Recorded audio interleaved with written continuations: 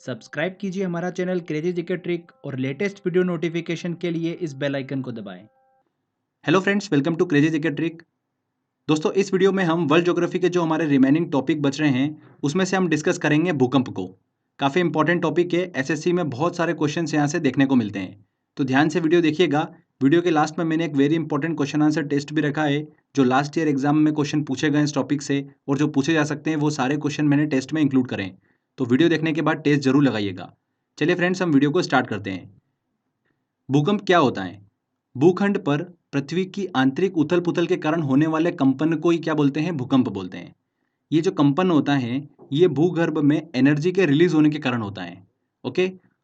भूकंप के कंपन के दौरान कई सारी तरंगे जो होती हैं वो उत्पन्न होती हैं। ये तरंगे जिस पॉइंट से उत्पन्न होती हैं उस पॉइंट को क्या बोलते हैं? फोकस बोलते हैं, या फिर भूकंप मूल या भूकंप केंद्र कहा जाता है।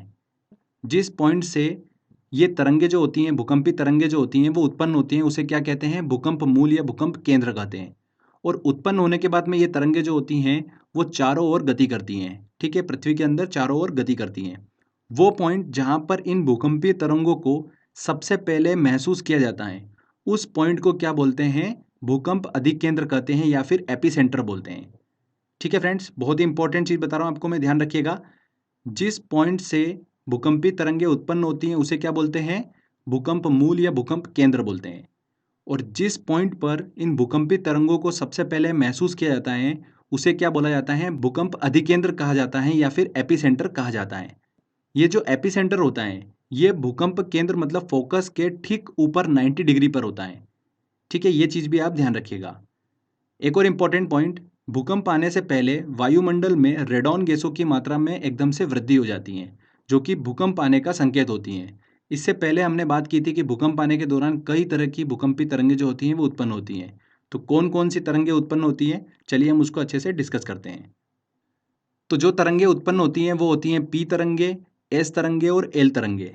कभी कभी एग्जाम में डायरेक्टली पूछ लेते हैं कि निम्न में से कौन सी भूकंपी तरंगे हैं?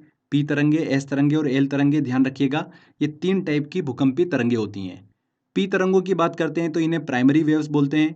ये भूकंपी तरंगे जो होती हैं ये सबसे तीव्र गति से चलती हैं। जितनी भी भूकंपी तरंगे हैं उसमें सबसे तीव्र गति से कौन सी चलती हैं? पी तरंगे चलती हैं। और सबसे पहले जो एपिसेंटर है वहां पर कौन सी तरंगे पहुंचती हैं? पी तरंगे ही पहुंचती हैं। ठीक है, एपिसेंटर क्या है मैंने आपको बताया था, जहां पर भूकंपी तरंगों को सबसे पहले महसूस किया जाता है। वहां पर सबसे पहले कौन सी तरंगे पहुंचती हैं? पी तरंगे। इनकी जो गति होती है वो होती है लगभग 8 किलोमीटर प्रति सेकंड। ये तरंगे जो होती हैं सॉलिड और लिक्विड दोनों मीडियम में से गति कर सकती हैं। पी तरंगे सॉलिड और लिक्विड दोनों माध्यम में से गति कर सकती हैं। इसके बाद देखिए हम बात करते हैं एस तरंग के बारे में। एस तरंगे मतलब सेकेंडरी वेव्स। ये तरंगे जो होती हैं सिर्फ और सिर्फ सॉलिड में ही गति कर सकती हैं। ठीक है, लिक्विड में ये लुप्त हो जाती हैं। इनकी जो गति होती है वो 4 से 6 किलोमीटर प्रति सेकंड होती है, एस तरंगों की गति।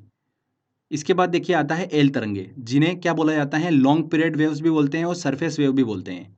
ये तरंगे जो होती हैं एपिसेंटर पे सबसे लास्ट में पहुंचती हैं, क्योंकि ये सबसे कम गति वाली भूकंपी तरंगे होती हैं। और ध्यान रखिएगा, वेरी वेरी इंपॉर्टेंट, अगर तीनों तरंगों में से बात करें कि सबसे विनाशकारी तरंगे कौन सी होती हैं, तो कौन सी होती हैं? एल तरंगे। एल तरंगे जो होती हैं सबसे ज़्यादा विनाशकारी तरंगे होती हैं। पी तरंगे और एस तरंगे जो होती हैं ये पुश करते हुए आगे बढ़ती हैं, जबकि एल तरंगे जो होती हैं वो जिगजैग वे में आगे की ओर बढ़ती हैं। तो ये देखिए हमने जो भूकंपी तरंगे थी उनको अच्छे से समझा। इसके बाद देखिए हम बात करते हैं कि इन भूकंपी तरंगों को मेजर किससे किया जाता है। तो जिस यंत्र से मेजर किया जाता है इन भूकंपी तरंगों को उसे क्या बोलते हैं? सिस्मोग्राफ कहते हैं। सिस्मोग्राफ जो होता है इन भूकंपी तरंगों की इंटेंसिटी को मेजर करता है। ठीक है, और मेजर जो करता है वो कई स्केल्स पे करता है, जैसे कि रिक्टर स्केल, रॉसी-फेरल स्केल। ये एसएससी में क्वेश्चन पूछा गया था। अब देखिए आगे बात करते हैं कि विश्व के ऐसे कौन से क्षेत्र हैं जो सबसे ज़्यादा भूकंप से प्रभावित क्षेत्र हैं। तो पूरे विश्व को 3 भूकंपी क्षेत्रों में विभाजित किया गया है। सबसे पहला आता है प्रशांत महासागरीय पेटी, सरकम पैसिफिक बेल्ट। पूरे विश्व के 63% भूकंप जो हैं वो इसी क्षेत्र में आते हैं। और इस क्षेत्र में Chile, California, Alaska, New Zealand, Japan, ये सारे जो देश हैं वो इसी क्षेत्र में आते हैं। सेकंड नंबर पे देखिए आता है हमारा मिड कॉन्टिनेंटल बेल्ट। इसे क्या बोला जाता है? मध्य महाद्वीपीय पेटी। पूरे विश्व के 21% भूकंप जो हैं वो इसी क्षेत्र में आते हैं। और ध्यान रखिएगा भारत का भूकंपीय क्षेत्र भी इसी बेल्ट में आता है, मिड कॉन्टिनेंटल बेल्ट में। इसके बाद देखिए तीसरा जो क्षेत्र आता है वो आता है मध्य अटलांटिक पेटी, मिड अटलांटिक बेल्ट। पूरे विश्व के 16% भूकंप जो हैं वो इसी क्षेत्र में देखने को मिलते हैं। तो ये देखिए हमने बात करी कि विश्व के ऐसे कौन से क्षेत्र हैं जो सबसे ज़्यादा भूकंप से प्रभावित हैं। तो सबसे ज़्यादा कौन सा प्रभावित है? प्रशांत महासागरीय पेटी। इसके बाद देखिए एसएससी में क्वेश्चन पूछा गया था कि भूकंप आने के जो प्रमुख कारण होते हैं वो क्या होते हैं। ठीक है, तो वो भी हम डिस्कस कर लेते हैं। देखिए भूकंप आने के जो प्रमुख कारण होते हैं वो होते हैं ज्वालामुखी विस्फोट, हिमखंडों के खिसकने से भूकंप आते हैं, और सबसे इंपॉर्टेंट ध्यान रखिएगा पृथ्वी की प्लेटों के असंतुलन से।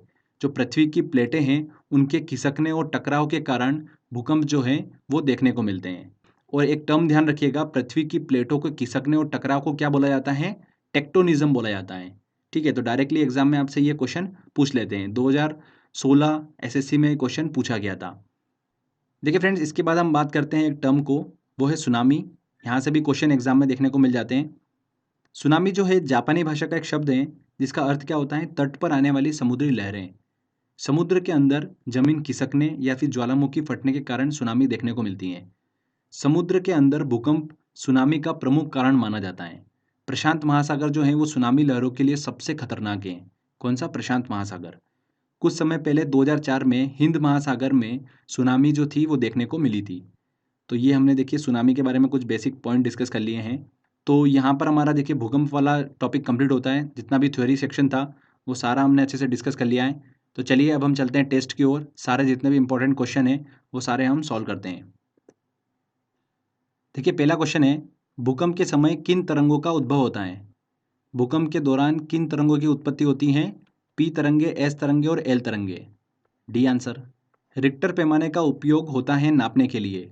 रिक्टर पैमाने का उपयोग किया जाता है देखिए भूकंप की तीव्रता। जो भूकंप के दौरान जो तरंगे उत्पन्न होती है उनकी तीव्रता नापने के लिए रिक्टर पैमाने का उपयोग किया जाता है। निम्नलिखित भाषाओं में सुनामी शब्द किस भाषा से संबंधित है? सुनामी जो है एक जापानी शब्द है। अगला क्वेश्चन लेते हैं। सिस्मोमीटर मापता है। सिस्मोमीटर क्या मापता है? भूकंप की तीव्रता को मेजर करता है। पृथ्वी की सतह पर भूकंप केंद्र के ठीक ऊपर के बिंदु को क्या कहते हैं? देखिए भूकंप केंद्र मतलब जहां से भूकंपी तरंगे जो हैं वो उत्पन्न होती हैं, उसके ठीक ऊपर 90 डिग्री पर एक बिंदु होता है जहां पर भूकंपी तरंगों को मेजर किया जाता है। सबसे पहले उसे क्या बोला जाता है? एपिसेंटर बोला जाता है, अधिकेंद्र बोला जाता है। तो यहाँ पर सी आंसर सही होगा। एसएससी देखिए 2015 में क्वेश्चन पूछा गया था। सुनामी का मुख्य कारण क्या है? सुनामी का देखिए मुख्य कारण क्या होता है? समुद्र के अंदर भूकंप आना सुनामी का मुख्य कारण होता है। ठीक है, चलिए अगला क्वेश्चन लेते हैं। भूकंप का कारण होता है। भूकंप का प्रमुख कारण क्या होता है? टेक्टोनिज्म। पृथ्वी की जो आंतरिक परतें होती हैं उनके टकराव के कारण भूकंप जो होता है वो उत्पन्न होता है। C answer. भूगर्भ में जिस स्थान पर भूकंपी तरंगों की उत्पत्ति होती है उस स्थान को कहते हैं। जिस पॉइंट से भूकंपी तरंगें उत्पन्न होती हैं उसे क्या कहते हैं? भूकंप केंद्र या फोकस कहते हैं। B answer. और जहां पर वो सबसे पहले मेजर की जाती हैं, महसूस की जाती हैं, उसे क्या कहा जाता है? एपिसेंटर कहा जाता है, अधिकेंद्र कहा जाता है। ये दोनों चीजें आपको क्लियर होना जरूरी है। निम्नलिखित में से कौन सी भूकंप में धरातलीय तरंगे होती हैं? सरफेस तरंगे होती हैं। सरफेस वे किसे कहा जाता है? एल तरंगे को सरफेस वे कहा जाता है। नेक्स्ट क्वेश्चन, विश्व के सर्वाधिक भूकंप किस पेटी में आते हैं? किस बेल्ट में देखने को मिलते हैं सर्वाधिक भूकंप? प्रशांत महासागरीय पेटी में। तरल पदार्थों से होकर न गुजरने वाली भूकंपीय तरंग कौन सी हैं? देखिए पी तरंगे जो हैं सॉलिड और लिक्विड दोनों मीडियम से गति करती हैं।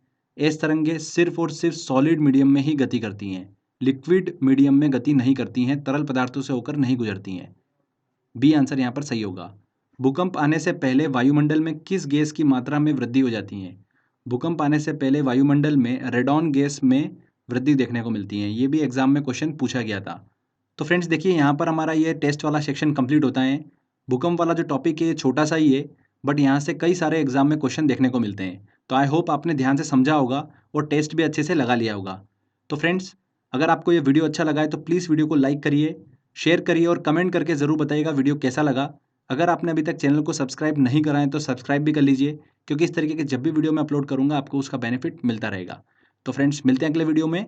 जय हिंद, जय भारत।